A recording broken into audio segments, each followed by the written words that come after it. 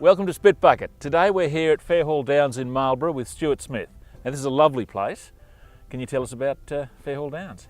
Well, this was planted by my father-in-law in 1982 and originally for Penfolds as a contract grower. Aussie Penfolds? Aussie Penfolds, That's right, they were over here, They were over here. They didn't stay here that long and eventually went on, and when Julie, my wife, Ken's daughter, and myself joined Ken in 1994, we decided to take the next step and make wine ourselves. So yeah, we like this area. This is the top of the Brancott Valley. It's 90 metres above sea level.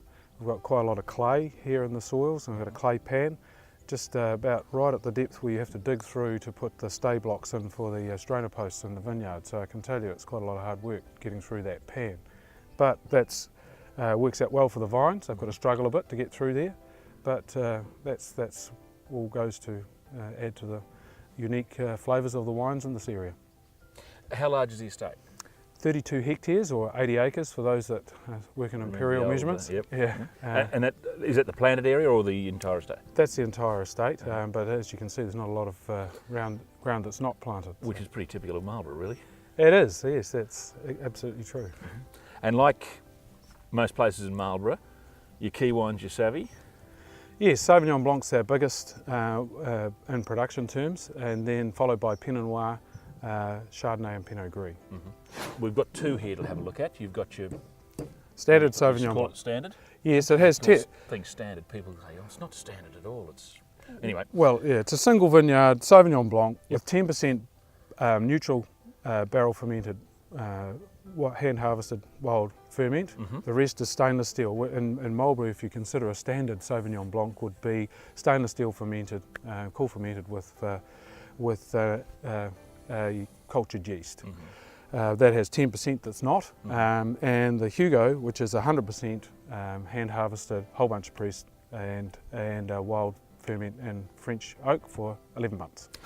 Should we have a look? Absolutely. Righto. We'll start with The standard. the standard, or just the Yeah, it's nice. the to be able to Sauvignon Blanc, we'll call it. Okay.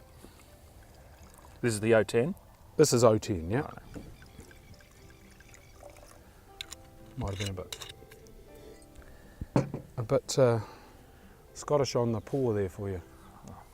Think you can manage? It's still early. Yeah. It is sort of halfway, isn't it? I see what you mean by you've got some of the characters of that lovely expressive fruit and some of the more austere minerally characters almost. Yeah. Herbal rather than herbaceous, I think. But yeah, it does have the underlying tropical fruits there, but they're not leaping out and smacking you in the nose as you would expect from something from the Rapara area, perhaps. It's got a tiny bit more texture than a lot of the wine. Is that purely the 10%, or is that? No, it's actually thing? it's a feature of the wine anyway. The wine does tend to take longer to develop in the bottle, and yeah, but the wine has always had texture.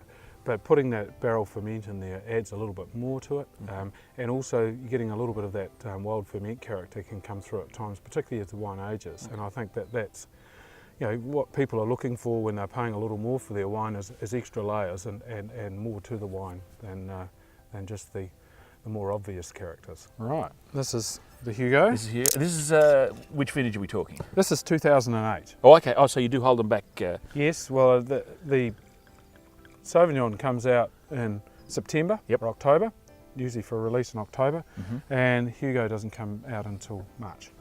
What sort of percentage of the Savvy goes into this? Oh, it's tiny. Yeah. Tiny. I know.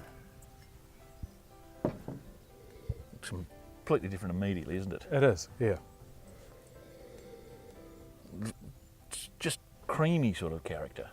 Yes, for those people that are Chardonnay drinkers but don't like Sauvignon Blanc, they love this. And for Sauvignon Blanc drinkers that don't like a lot of Chardonnay, they can drink this as well. So it's quite a different meets in the middle there somewhere.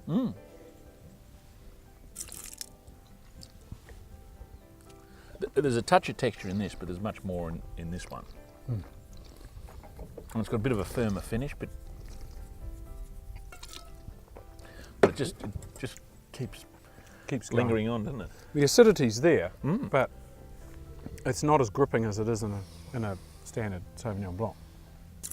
We've seen a few of these sort of wines around the district because there's quite a few guys doing them. That's not as extreme as some, which I think probably not a bad idea. I mean, the extreme ones I struggle with. Well, I think the consumer reaction, we've just been over to Australia and did the New Zealand and the glass. Oh, you did up the East Coast? Well, we just did Melbourne and Sydney. Not Brisbane. That's not what you need to be telling. I'm sorry, but right. we couldn't go that far. That's right. But in the meantime, there was an earthquake anyway. Oh. But the reaction from the public and the trade, it's really quite extreme. People really do go for that, and they love it. Some of them getting a glass in their hand, they're not quite sure about it, but when they taste it, they love it. Oh, Stuart, thank you so much for showing us these. Thank you welcome. for being on Spitbucket. Now, you actually have another role in the industry, Yes. so we're going to we're coming back. All right. We're going to have another chat shortly. All right.